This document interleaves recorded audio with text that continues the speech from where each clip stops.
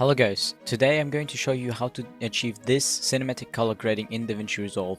And without further ado, let's hop straight into it. So here in the color page, we first have our clip and our adjustment clip. This is really important because sometimes you do need to have layers, especially if you want to place your color grading over many clips, like over more clips than just one. You're going to need an adjustment clip. So yeah, let's go into it real quick. So the first thing we're going to do is just create like a serial, which you do by pressing Alt S literally anywhere on Mac OS or on Windows. It doesn't matter, it's always Alt S. So yeah, you're going to add a few of them.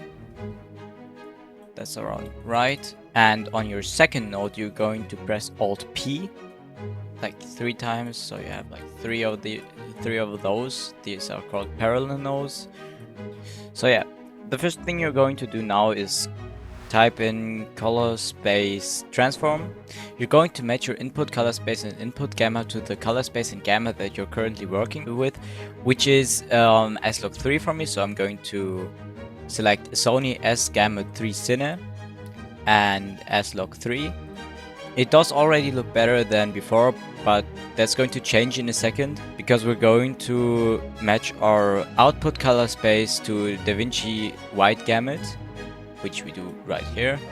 DaVinci White Gamut and DaVinci Intermediate. Why do we do this?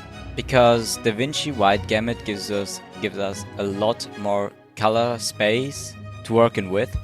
What we're going to do now is just add another color space transform into this layer, like on this one, and match our input color space and input gamma to DaVinci White Gamut.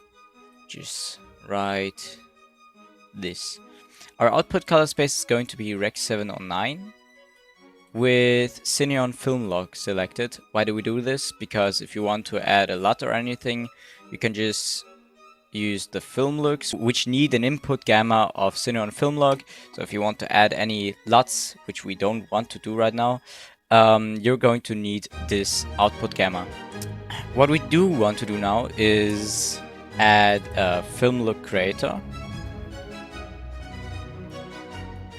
because we're going to use a film look creator instead of a LUT because we want to create our own look. And this is literally the perfect tool for making film looks, which is in the name of it. So our input color space and input gamma on the color space overrides are going to be Rec 709 and Cineon Film Log. And our output color space and output gamma are going to be Rec 709 and Gamma 2.4. Also, one thing I do want to mention is that I'm always working with a cinematic preset and just changing stuff around, because the cinematic preset already selects the most of the stuff for you that you're going to need for your film look. So yeah, let's go on. We're just quickly going to name this HDR, saturation, and contrast. So what do I mean by HDR? We're going to go onto this panel and we're going to play around with the shadow, light, and highlight, and eventually global. So one thing I do see is that our light is a bit overbrightened. So we're going to just make it like that. We don't even need to change anything with the shadows or anything. I don't think we need that right now. So what we're going to do is go over to the saturation and change the color space to HSV, and we're going to change the channels to only channel 2. Now we're just going to go right here and we're going to just crank up our gain as we like it. And that's going to give us this really good saturation effect. Now for the contrast part, we're going to go onto this node. And we're not gonna touch this right now. We're going to first enable editable splines, and we're going to just crank this up a bit and put this down a bit.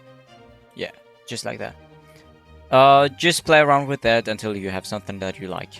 By the way, I do have a mask on here on the lower layer. You just need to do that before your color grading, because Right here you can see it does change a lot if I have this mask or if I don't have this mask.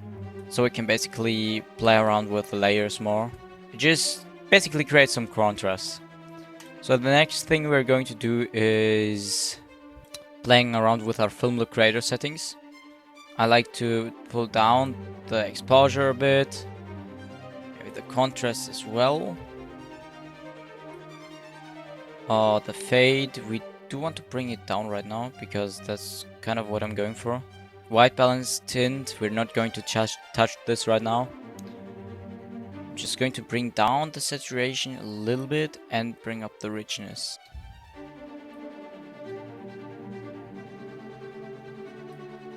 And maybe turn up the bleach bypass a bit.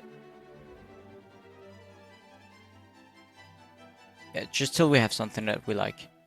Another thing, I like to use the split tone because it gives you this like blue shadows, highlight, everything. It gives you these effects. So what I'm going to do is change the pivot just a bit.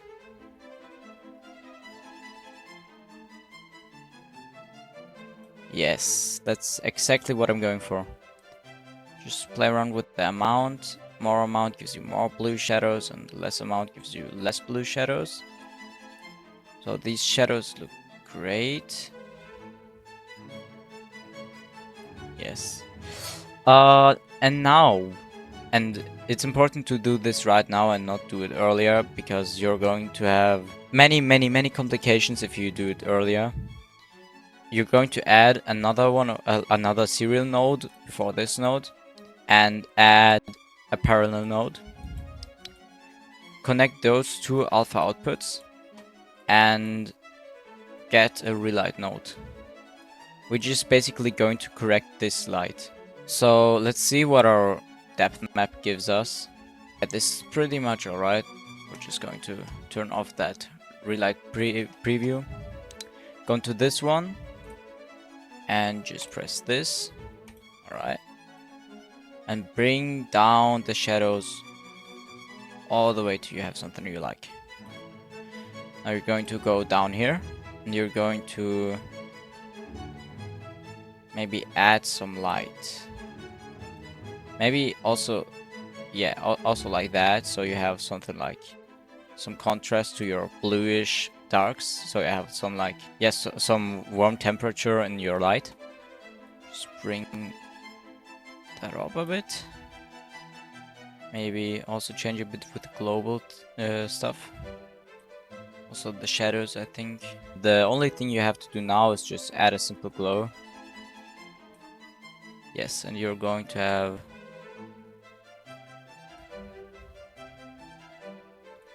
some cinematic glow in here. Alright, and it already does look a lot better than it did before that. For example, look at this. It's a huge difference, especially if you work with like warm temperature light. This glow gives you some really great contrast. So yeah, you can play around with it until you have something that you like. For example, I'm not really that happy with the product right now. So I'm just playing around with it until I have something that I like. I think what I'm going to do real quick is bring the background up just a bit. So we do have some more like information about the background. Or do we want to take it a little up a bit? Yes, exactly. This is what I'm going for. Perfect. If you want to have any more tutorials about color grading or anything, just make sure to leave your ideas in the comments, and I'm going to maybe make a tutorial on it because I'm still kind of learning. But yeah, this is the tutorial for making a cinematic color grade. One thing I just need to show you is you can clean up your node graph with one click, which is pretty cool. Stay on DaVinci, guys.